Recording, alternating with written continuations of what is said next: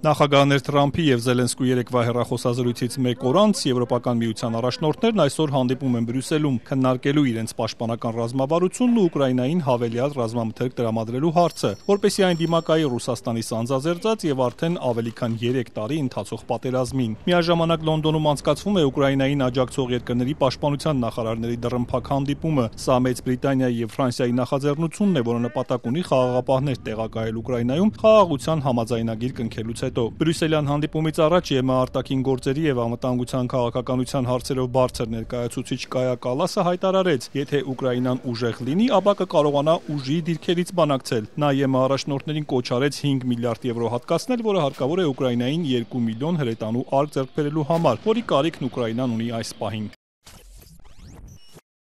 Մենք պետք է առնվազն սկսենք իսկապես կոնկրետ քայլեր անել, ոչ միայն խոսքով, այլև գործով, որ օգնենք Ուկրաինային հենց հիմա, որովհետև որքան ուժեղ են նրանք մարտի դաշտում, այնքան ավելի ուժեղ կլինեն բանակցությունների սեղանին։ Հանդիպմանը Օսլոյից տեսակապով մասնակցել է նաև նախագահ Զելենսկին, որն իր ելույթում կոչ է արել հաստատել 5 միլիարդ եվրոյի աջակցությունը։ Շարունակվող դիվանագիտական ջանքերը չեն նշանակում, որ Ռուսաստանի վրա պետք է քիչ ճնշում գործադրվի, ասել է Զելենսկին եւ կոչ արել շարունակել պատժամիջոցների կիրառումը։ Դա ըստ նրա Պուտինին կստիպի դադարեցնել անհարկի պահանջներ ներկայացնելը, որոնք միայն երկարացնում են պատերազմը, եւ կսկսի անել այն, ինչ խոստանում է աշխարհին։ Նա նշել է, որ ռուսական կողմի շարունակվող հարձակումները ցույց են տալիս Ռուսաստանի իրական նպատակները։ Despite Putin's words about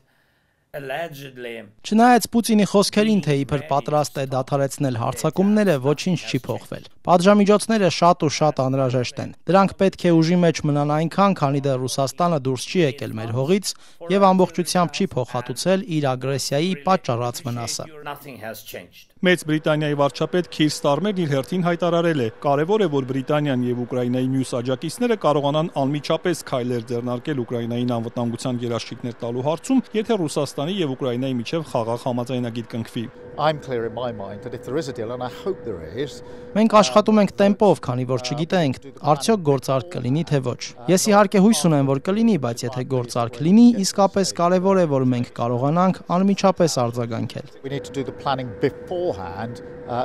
After the deal, which is why I'm pleased that we're able to get to this stage today. Մոսկվայից արձագանքել են Բրյուսելյան հանդիպմանը Կրեմլի խոսնակ Դմիտրի Պեսկովն ասել է, թե ամեն օր բազմաթիվ ազդանշաններ են ստանում Բրյուսելից, որոնք վկայում են, որ Եվրոպան ռազմականացվում է։ Явно диссонирует с настроем президентов России и США. Դա ակնհայտորեն հակասում է Ռուսաստանի եւ Միացյալ Նահանգների նախագահների տրամադրվածությանը ուղիներ փնտրել կարգավորման խաղաղ գործընթացի փուլ մտնելու համար։ Այնպես որ Եվրոպան մինչ այժմ գնացել է ռազմականացման ճանապարհով եւ ավելի շուտ վերածվել է պատերազմի կուսակցության։ И скорее превратилась в партию войны. Պեսկովը նաև հաստատել է, որ ռուս-ամերիկյան հաջորդ հանդիպումը տեղի կունենա երկուշաբթի Սաուդյան Արաբիայում։ Երեկ Թրամփի հետ հեռախոսազրույցում Զելենսկին ընդունել է անվերապահ հրադադարի եւ էներգետիկ ենթակառուցվածքներին չհարվածելու առաջարկը, նաև քննարկել են այս նպատակներին հասնելուն ուղղված քայլերն ու տևական խաղաղության հասնելու ուղիները, ինչպես նաև Ուկրաինայի էներգետիկ ենթակառուցվածքների հարցը։ Թրամփն ասել է, որ ամերիկյան սեփականություն դառնալու դեպքում դա կլինի դրանց լավագույն պաշտպանությունը։ Պարզ չէ, սակայն Զելենսկին այս հարցում համաձայնություն տվել է, թե ոչ։